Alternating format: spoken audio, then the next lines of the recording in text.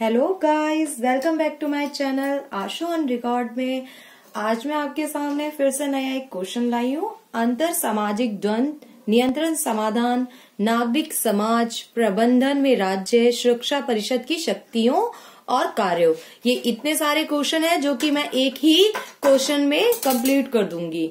इसमें सारा आंसर मैं कंप्लीट कर दूंगी। एमपीएससी का 006 का क्वेश्चन है ये। आई होप आपको अच्छा लगेगा। अनेक व्यक्तियों के मध्य होने वाले संघर्ष को अंतर सामाजिक संघर्ष का प्रमुख रूप माना जाता है।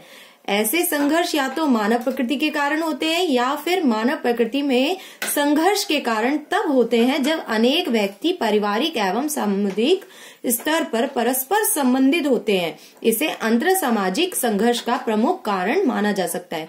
इसमें अंतर सामाजिक द्वंद्व जो होता है उसका मतलब यही है कि जब व्यक्ति होंगे, एक समाज होगा, तो उनके बीच लड़ाई झगड़े होंगे, उसी से यह अंतर सामाजिक संघर्ष उत्पन्न होता है। नेक्स्ट है, संघर्ष का यह कारण निजी एवं अंतर सामाजिक दोनों स्तरों पर मानव संबंधों के सभी क्षेत्रों में पाया जाता है। प्राय पारिवारिक स्तर पर संघर्ष का निपटार परिवार के वरिष्ठ लोग एवं अन्य संबंधियों द्वारा कराया जा सकता है कि जो बड़े होते हैं वो भी कर देते हैं, लेकिन जब उनसे भी बात नहीं संभलती है, लेकिन जब संघर्ष भयंकर हो जाए और परिवार स्तर पर उनका समाधान ना हो सके तब राज्य की भूमिका महत्वपूर्ण होती है। फिर राज्य आता है इन चीजों को सॉल्व करने के लिए। अंतर सामाजिक संघर्ष के कारण है फर्स्ट, सामाजिक उत्सवों के संबंध में पारिवारिक।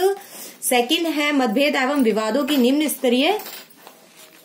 निम्न स्तरीय संघर्ष का कारण माना जाता है। नेक्स्ट है, ग्रामों और कबीलों जैसे बड़े समुदाय में जल संसाधन, चरगाह, कुओं और नदियों के जल के वितरण को लेकर उच्च स्तरीय संघर्ष पैदा हो सकते हैं। ये सारे संघर्ष हैं जिनके कारण ये कैसे उत्पन्न होता है। अंतर सामाजिक संघर्ष जैसे पारिवारिक झगड़े एवं सामुदायिक संघर्ष सम्मिलित है जो संपूर्ण समाज की शांति और उसके स्थायित्व के लिए संकट बन सकते हैं। फोर्थ है, सबसे ज्यादा घटनाएं धर्म, जाति और भाषा के आधार पर पहचानी जाती हैं। ये तो बहुत ही इम्पोर्टेंट है। ये धर्म और जाति पर ज्यादा ये द्वंद्व चालू होते हैं। प्रथम, राज्य संपूर्ण रूप से समाज का एजेंट है और दूसरा, इसकी भूमिका समाज के सदस्यों के मध्य मूल्यों का साधिकारिक आवंटन है। इसका आप स्क्रीनशॉट ले सकते हैं। आगे हम पढ़ाएंगे राज्य और अंतर राज्य का संघर्ष का प्रबंध। ये देखिए, अब है वास्तविक रूप से राज्य की भूमिका सामाजिक संघर्षों में सुधार करने की होती है।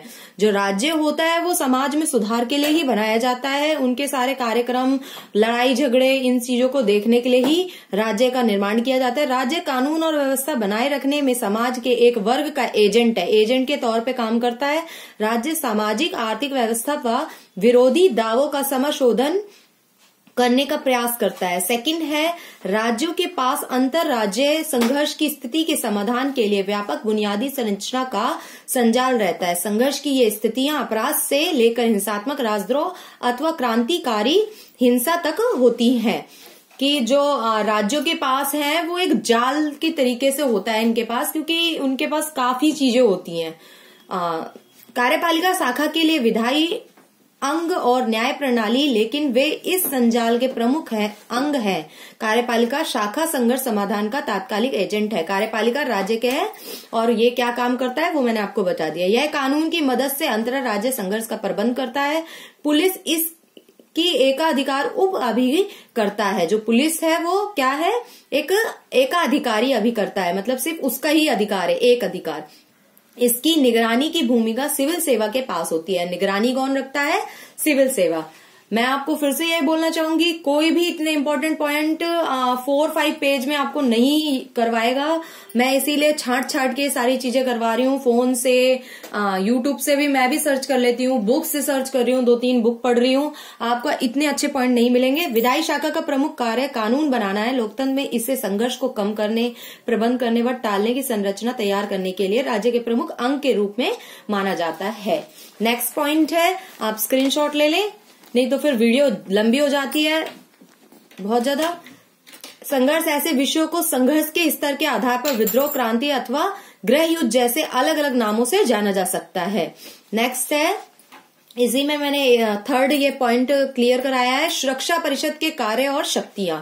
सुरक्षा परिषद की कार्यकारिणी है शांति तथा सुरक्षा बनाए रखने का उत्तरदायित्व मुख्य रूप से सुरक्षा परिषद है, कि नाम से ही पता चल रहा है। प्रारंभ में सुरक्षा परिषद में चार्टर के अनुच्छेद 23(1) के अनुसार केवल 11 सदस्य रखे गए थे, फिर जिनमें 5 स्थायी और 6 अस्थायी हो गए। 6 अस्थायी में हमारे भारत का भी नाम आता है। कुछ संशोधन व बदलाव के मुख्य के बाद 15 से संख्या कर दी गई, मतों की संख्या 7 से बढ़ाकर वह 9 कर दी गई। इनकी जो है वो चार्टर में थोड़ा वो आया, सुधार आया, तो इनको बढ़ा दिया गया। परिषद के अमेरिका, रूस, ब्रिटेन, फ्रांस ये हैं हमारे 5 साम्यवादी। चीन स्थायी सदस्य है, ये स्थायी सदस्य हैं। कार्य प्रक्रिया क्या है इनमें?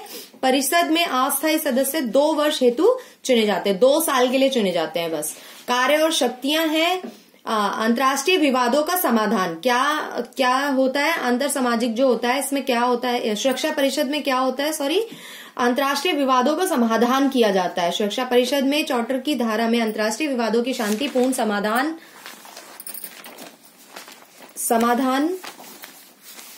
के संबंध अंतर्राष्ट्रीय शांति के संकट में डाला जाता है। इसे भंग करने तथा आक्रमण को रोकने की कार्रवाई से संबंधित विस्तृत विवरण दिया गया है।